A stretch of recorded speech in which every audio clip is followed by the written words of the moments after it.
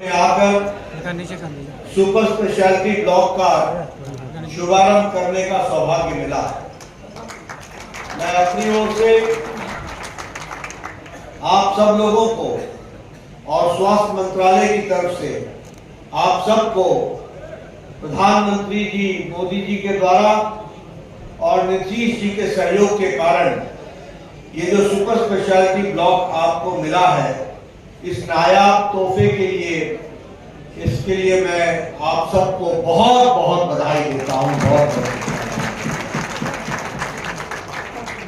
मित्रों, अभी मुझसे पूर्व वक्ताओं ने आपके सामने सारी बातें बहुत गहराई से कही हैं और मुझे उस पर कुछ बहुत जोड़ने की आवश्यकता नहीं, लेकिन कुछ बातों की तरफ आपका ध्यान जरूर आकृष्ट करना चाहता हूं और जब मैं ध्यान दिलाना चाहता हूं तो आपको बताना चाहता हूं।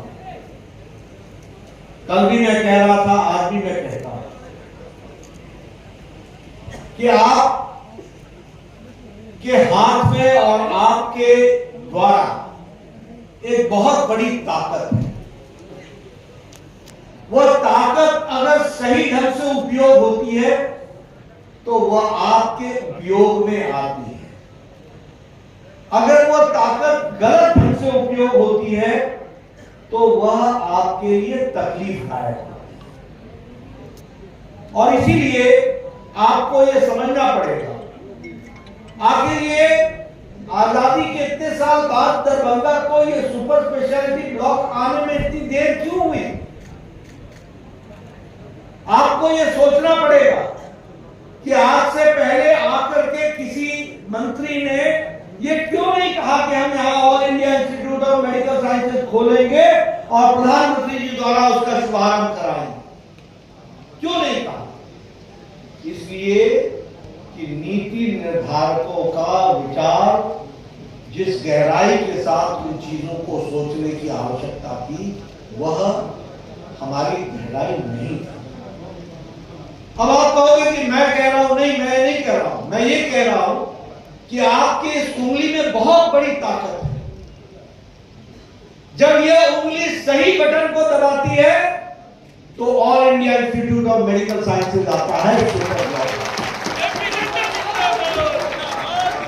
और जब आपकी उंगली गलत जगह पर दबती है तो मुरठा बांध करके दिन दिहाड़े गुंडाई शुरू हो जाती है, विध्वंस शुरू हो जाता है, तकलीफ शुरू हो जाती है। मैं ठीक बोल रहा हूं कि गलत बोल रहा हूं? बताओ।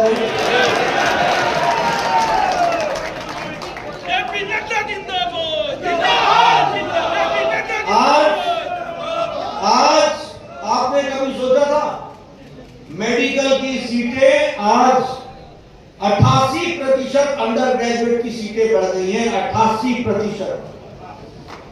2014 में 387 मेडिकल कॉलेज थे, आज 731 मेडिकल कॉलेज है। 731।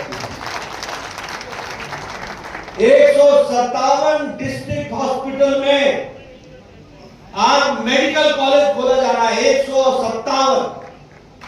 और बिहार भी कभी पीछे नहीं रहा है, इसको आप याद रखिएगा। मंगल पांडे जी जानते हैं, नीतीश कुमार जी का आपको पूरा सहयोग मिला है। आपने कभी सोचा था कि पूर्णिया में मेडिकल कॉलेज खुलेगा? कभी सोचा था?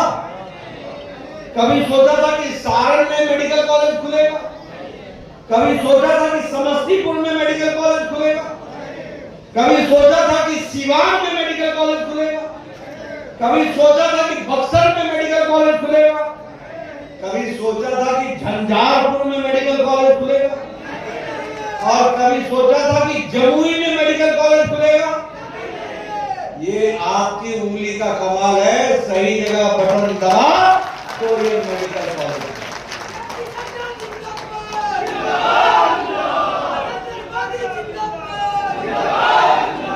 और एक मेडिकल कॉलेज 500 करोड़ का है।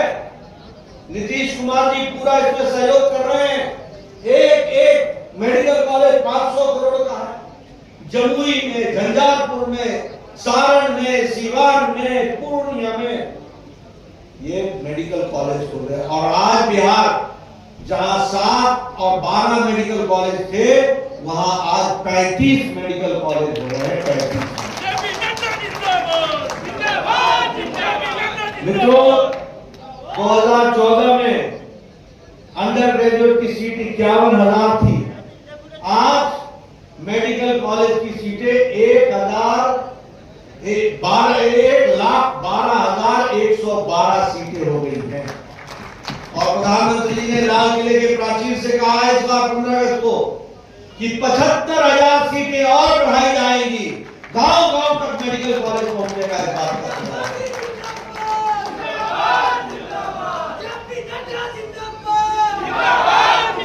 देखो, नीति निर्धारकों के सही आने से क्या फर्क पड़ा। नीति निर्धारक के आने से फर्क ये पड़ा है कि अब डॉक्टरी करने के लिए नेशनल एलिजिबिलिटी एंट्रेंस टेस्ट होता है। और नेशनल एलिजिबिलिटी एंट्रेंस टेस्ट में 13 तरह की रीजनल भाषा में मेडिकल की परीक्षा होती है। इसलिए अब अंग्रेजी स्कूल का पढ़ा हुआ बच्चा ही डॉक्टर नहीं बन रहा, अब गांव के स्कूल से पढ़ा हुआ बच्चा डॉक्टर बन रहा। और मैं मंगल पांडे जी को बधाई देना चाहता हूं कि कल से मेडिकल कॉलेज के लिए हिंदी में भी पढ़ाई शुरू हो गई है। उसकी व्यवस्था कर बोलो, ये बदलता हुआ बिहार है कि नहीं है? अगर जोर से बोला तो सुनता कहां है? बदलता हुआ बिहार है कि नहीं है? एक समय में बीमारू राज्य बोला जाता था। बीमारू राज्य, बिहार को बीमारू राज्य बोला जाता था। B for Bihar, R for Rajasthan, M for Madhya Pradesh, U for Uttar Pradesh. बहुत जल्दी हम उस कार्य को करेंगे पूरा। और प्रधानमंत्री जी के मन में ये इच्छा है कि एम्स जल्द से जल्द वहां पर स्थापित हो, तो उसके लिए हम प्रयासरत हैं और हम पूरी ताकत से करेंगे। आयुष्मान भारत, आज आप देखिए सारी दुनिया की इकोनॉमी लड़खड़ा रही है, इतनी लड़खड़ा रही है। अमेरिका की इकोनॉमी लड़खड़ा रही है कि नहीं? रशिया की लड़खड़ा रही है कि नहीं? तो क्या कोरोना का चपेट भारत को नहीं पड़ी थी? क्या यूक्रेन युद्ध का असर हमको नहीं पड़ रहा है? क्या पड़ा है। लेकिन मोदी जी की नीतियों ने आज दुनिया में अगर सबसे स्टेबल और सबसे मजबूत अर्थव्यवस्था है तो वो भारत की अर्थव्यवस्था है। और भारत की अर्थव्यवस्था ही नहीं है, तीव्र गति से बढ़ने वाली अर्थव्यवस्था। इंग्लैंड ने हमको 200 साल राज किया। 5 साल पहले हम 11वें नंबर की अर्थव्यवस्था थे, 11वें नंबर की। आज प्रधानमंत्री मोदी जी के नेतृत्व में हम छलांग लगाकर 11वें नंबर से हम 5वें नंबर के। और हमने ब्रिटेन को पछाड़ा है, ब्रिटेन। और आपने मोदी जी को तीसरी बार प्रधानमंत्री बनाया है। अब भारत तीसरे नंबर की अर्थव्यवस्था बन जाएगा। तीसरे नंबर की आयुष्मान भारत। मैं जब पहली बार स्वास्थ्य मंत्री 2014 में बना, तो जब मैं बाहर जाता था तो लोग बोलते थे यूनिवर्सल हेल्थ कवरेज। मैं पूछता था ये यूनिवर्सल हेल्थ कवरेज क्या है? तो हमको बताते थे कि ज्यादा से ज्यादा लोगों को मुफ्त का इलाज हो सके, इसकी व्यवस्था है। आपको जानकर खुशी होगी, आज आयुष्मान भारत में पहले 10 करोड़ 74 लाख परिवार, आज 12 करोड़ परिवार हो गए। 12 करोड़ परिवार को, जो 55 करोड़ भारत की आबादी बनती है, जो भारत का 40% की आबादी बनती है, ऐसे गरीब लोगों को प्रधानमंत्री जी ने 5 लाख रुपए का सालाना हेल्थ का कवर दिया है। 5 लाख। गंभीर बीमारी से लड़ने के लिए उनको इस तरीके के इलाज का व्यवस्था की गई। और आपको जानकर खुशी होगी कि 6 करोड़ 86 लाख लोगों का अभी तक इलाज हो गया है और 86,000 927 करोड़ 97 करोड़ रुपए उनके इलाज में खर्च हुए हैं। ये बदलता भारत। आज भारत के 25% लोग गरीबी की रेखा से ऊपर उठ चुके हैं और अति गरीबी भारत में 1% से भी कम हो गई। क्यों? क्योंकि प्रधानमंत्री गरीब कल्याण अन्न योजना ने 80 करोड़ की जनता को 5 किलो गेहूं या 5 किलो चावल 1 किलो दाल मुफ्त देने का तय किया है। इस कारण से विकास हुआ। प्रधानमंत्री आवास योजना में 4 करोड़ लोगों के घर बने हैं। अभी 3 करोड़ लोगों को और घर बनेंगे। कोई भी कच्चे छत के नीचे नहीं रहेगा। ये मोदी जी का संकल्प। इसलिए मैं हमेशा सब लोगों को बोलता हूं कि देखो, ये ताकत हम में नहीं है। हमारे में ताकत ये है कि जो आप ताकत दोगे वो हम आपको समर्पित करेंगे। लेकिन ये ताकत आपकी उंगली में है। इसलिए ध्यान रखना, मैं बार बार आपको वो उंगली याद दिला रहा हूं।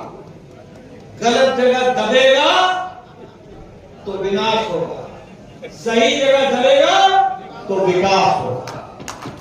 इस बात को समझिए। आप बताइए, मैंने इतनी बातें कही आपको विकास की। आप बताइए, आपको ये चतुर्भुज वाला मिला है कि नहीं मिला है? हाईवे मिला है कि नहीं मिला? अभी सम्राट चौधरी आपको बता रहे थे कि 4 बराज बनने वाले हैं। अभी 4 बराज बनेंगे तो बाढ़ कंट्रोल में आएगा कि नहीं आएगा? और जमीन की सिंचाई होगी कि नहीं होगी? जब जरूरत पड़ेगी तो पानी मिलेगा कि नहीं मिलेगा? होना चाहिए कि नहीं होना चाहिए? आप बताइए, रक्सौल से हल्दिया एक्सप्रेस वे बन रहा है कि नहीं बन रहा है? और उससे दरभंगा में लाभ होगा कि नहीं होगा? और इसके साथ साथ आप बताइए, 4 लेन दरभंगा से लेकर औरंगाबाद तक बनना शुरू हुआ कि नहीं हुआ? काम होना चाहिए कि नहीं होना चाहिए? काम रुकना तो नहीं चाहिए। हर जगह पैसा वसूली वाली सरकार चाहिए क्या? चाहिए क्या? तो अगर आपको ये विकास कराना है, अपने बच्चों का हित देखना है, बिहार का भविष्य देखना है, तो याद रखना, बिहार बदलेगा अगर इधर बदल ना करोगे तो। इधर बदल नहीं करना है, बदल बिहार का करना है, तस्वीर बदलनी है। और उसके लिए आप सब लोग जुड़े। आप बताइए, नए एयरपोर्ट के लिए मोदी जी ने 800 करोड़ रुपए दिया कि नहीं दिया? दरभंगा से कलकत्ता की फ्लाइट चल पड़ी कि नहीं चल पड़ी? दिल्ली से आने लगी कि नहीं आने लगी? हैदराबाद जाने लगी कि नहीं जाने लगी? अब आप इसको आगे बढ़ाना चाहते हैं कि नहीं बढ़ाना चाहते? तो बढ़ाना चाहते हैं तो इनको रखना जरूरी है। मैं बार बार आप लोग मैं साधारण भाषा में समझा रहा हूं। 2+2 आपको मैं साधारण भाषा में समझा रहा हूं। 2+2 is 4, 2 - 2 is 0। तो बढ़ना है तो प्लस करो, घटाना है तो माइनस करो। और मुझे पूरा विश्वास है कि दरभंगा के लोग जो बुद्धि के प्रगाढ़ विद्वान हैं, वो हमेशा बुद्धि का सही उपयोग करेंगे और दरभंगा के विकास में अपने आप को जोड़ेंगे। आपने मेरी बात शांतिपूर्ण ढंग से सुनी। आपका बहुत बहुत धन्यवाद। जय भारत, जय